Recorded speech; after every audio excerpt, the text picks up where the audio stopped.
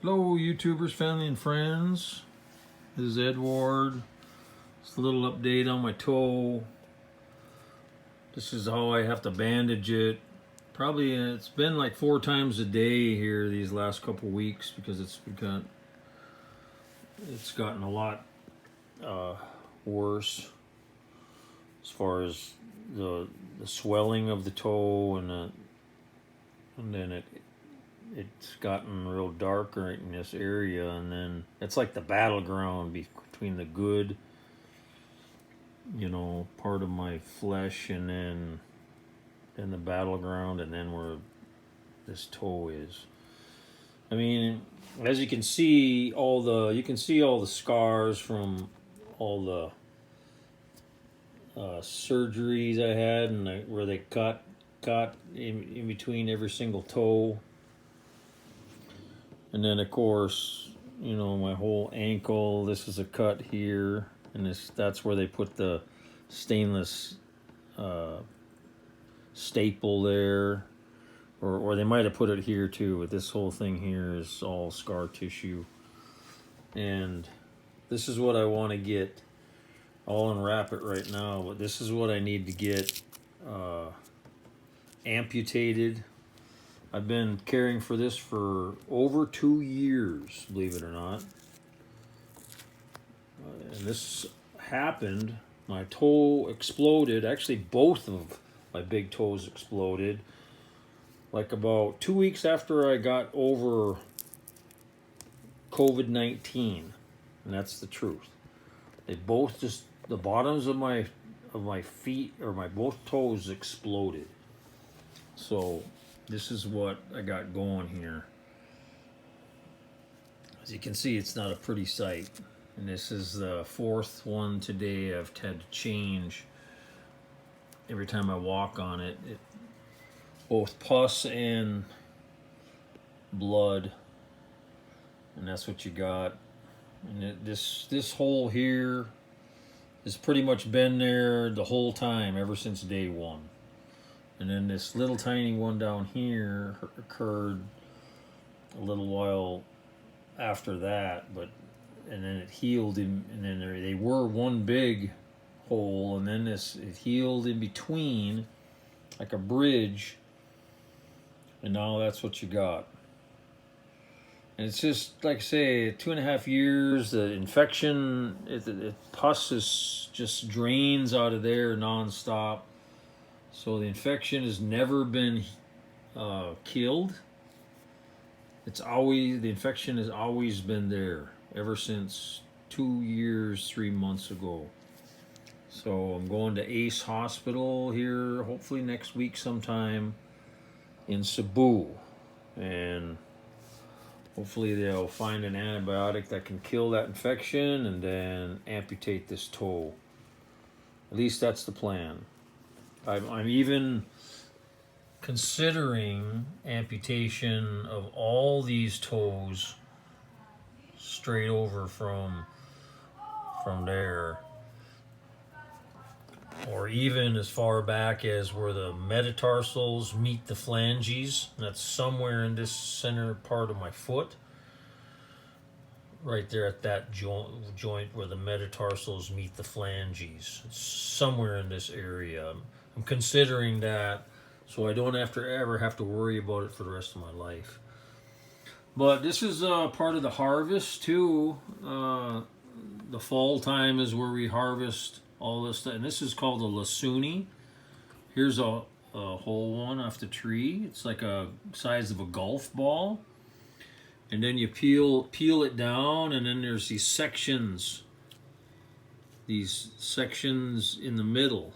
Like this one has 5 sections, and then you take out one of them sections, and there's a little bit of a peeling on it, on each section, a little bit of a thin skin.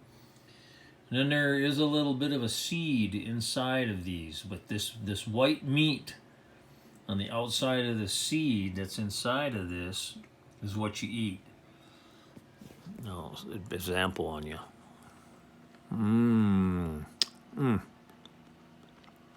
super sweet. And this was picked in my yard.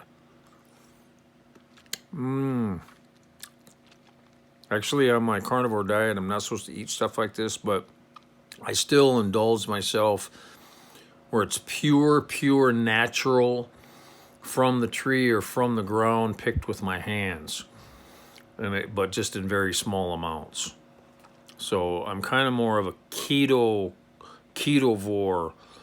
I'm transitioning to that from a strict carnivore. Well, it's been over 2 months, 1 week now, into my 2 months, first week into carnivore, and I've lost 34 pounds and feel good. I've stopped every single addiction that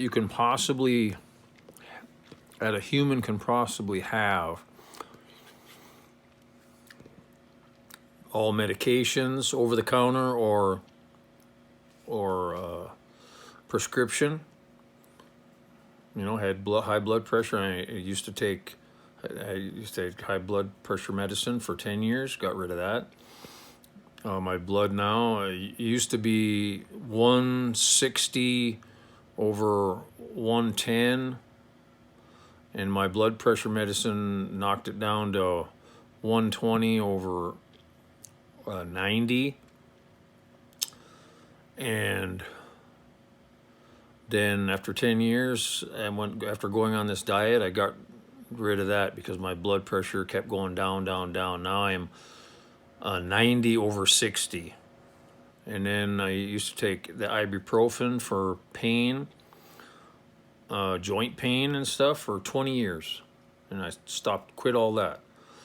I drank coffee almost my entire life, and tea the last almost 2 years, and I've quit that. Sugar, that's the worst one. Sugar's like cocaine. Honest to God, that's how bad it is for your body, and that's how addictive it is. I've, pretty much completely eliminated all the sugar. With these fruits now, that has fructose in it, and that is a sugar. But it's very, very small amount. Like I say, it's raw off the tree. And that's the only thing I'd ever have is very small amounts, and that's just a seasonal thing. And it's usually not in part of my diet. But any other kind of sugar whatsoever, any kind of processed sugar, including honey, it's all out of my diet now. Nothing. I had withdrawals, cravings, headaches from getting rid of the caffeine, had all that, but my skin's looking good. I'm in a process of healing my body over all these years, 50 years of eating wrong. Now my body's regenerating itself. And honestly, even this toe, I think after a while that might even go back to normal if I gave it more time. And I wish I could, and I just might, but after 2 years, it's like, geez, Lord, what should I do? Do I have to keep bandaging this up, 3-4 times a day, every day of my life, just hobbling around, not being able to do a lot with my 3-year-old child and my autistic boy. So yeah, it's been tough these last 2 years. So I'm at the point where I just kind of want it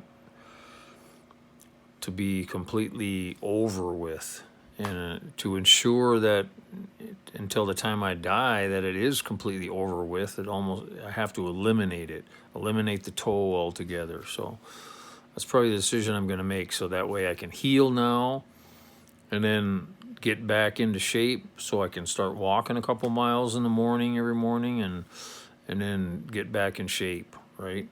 And then start planning my life again around my family. So a lot of prayers and a lot of